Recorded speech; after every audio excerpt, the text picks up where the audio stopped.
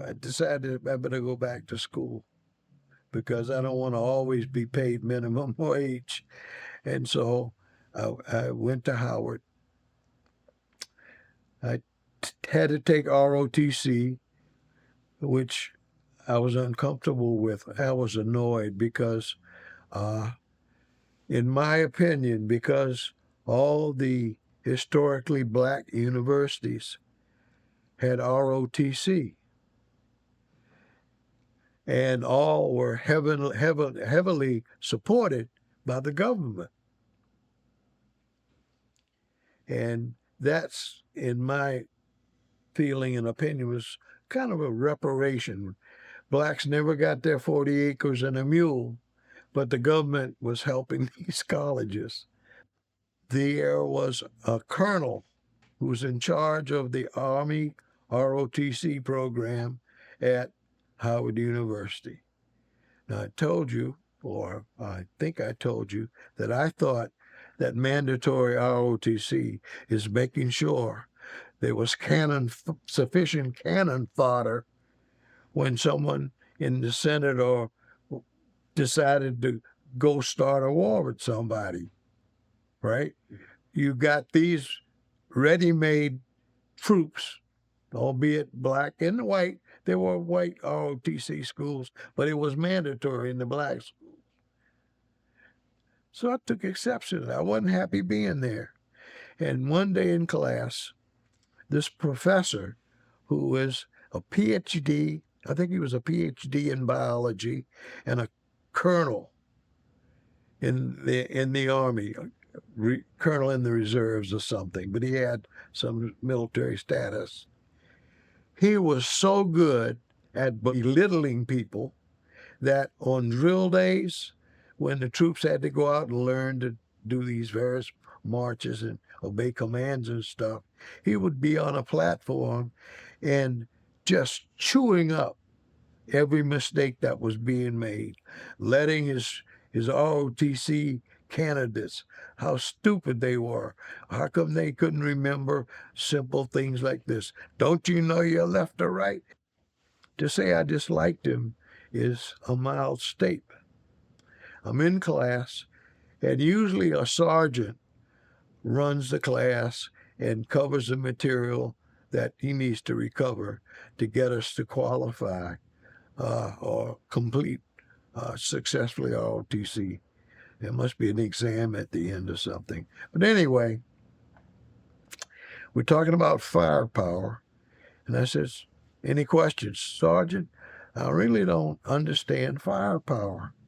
Is it the size of the projectile? Is it the rate of fire? Is it the amount of damage you can do? I mean, what really is firepower? And in the back of the room, the colonel's sitting. He says, I'll take that question, Sergeant. And he walks up to the front of the room. And he said things like, you, you're worthless, and your fathers were probably worthless before you. And I'm sitting there, and I can't believe what I'm hearing. And I look at my classmates, and they're just sitting there. Now I'm angry at the colonel. I'm also angry at my classmates. You're going to sit here and take this crap? I said, who do you think you're talking to? If you think I'm going to sit here and take this crap, you got another thing coming. You're a colonel in the military. That makes you militarily a heavyweight. You're a PhD in biology. That makes you an academic heavyweight. I think your problem is you got so many honors, your poor shoulders can't bear them. I'm not going to sit here and let you talk to me like that. I pay your salary as a student. I pay your salary with my income taxes. You must be crazy. I'm not going to sit here and take this shit. If you want to step outside, I will whip your ass. Nobody talks to me like that. And my classmates now help, right? And And now I'm really mad at him. Ooh. So I was invited to leave, and I left. I don't know, it must have been a month or more later. I'm sitting in another class, and a runner from the dean's office comes and pulls me out of class so I can go and visit Dean Miller. He's the undergraduate dean of students.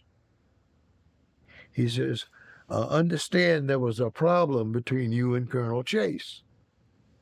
I said, Dean Miller, if you're in the position of having to defend Colonel Chase, you and I are going to also have a problem.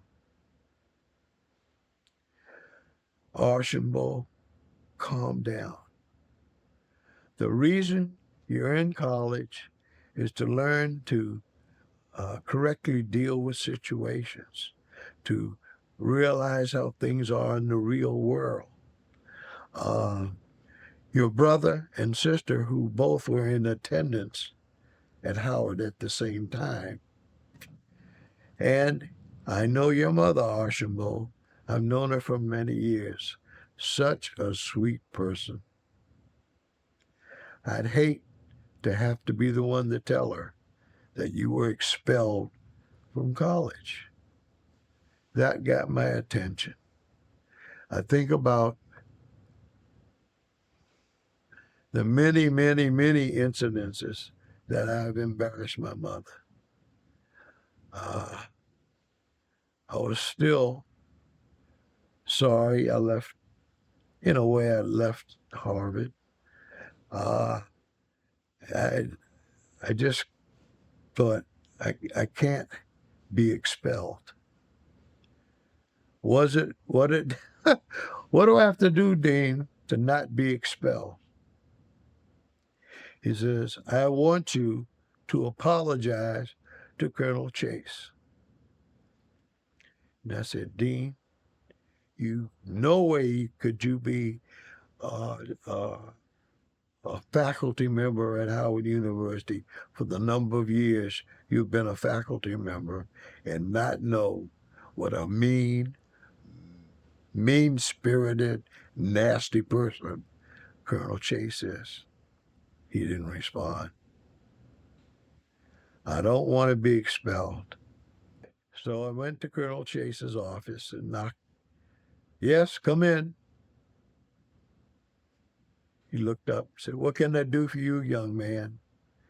It says, Colonel Chase, Dean Miller asked me to come and apologize to you.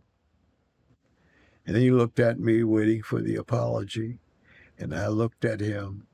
And we kind of got into a stare down contest. When he decided that I wasn't going to say anymore, he said, well, very good, young man. Welcome back. I have a little job for you. And anyway, he told me that before the week was out, he wanted me to go to the armory and clean some weapons that were set aside because whoever carried them, didn't do a sufficiently good job. And so I told him, right away, sir. And then I left.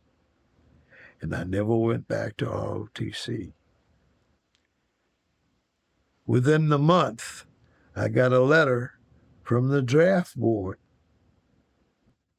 And because I was going to college, I was not exposed to the ability of being drafted. But I was getting kind of tired of fighting. I know that Colonel Chase had made special effort to punish me. And so I said, I'm going to go see what's going on. And I discovered that if you're drafted, it's for 2 years.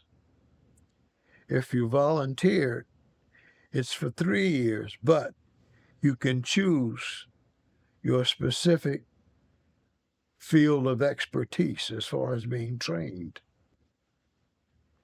And so I went back and said, I'll I'll volunteer. So I went into service.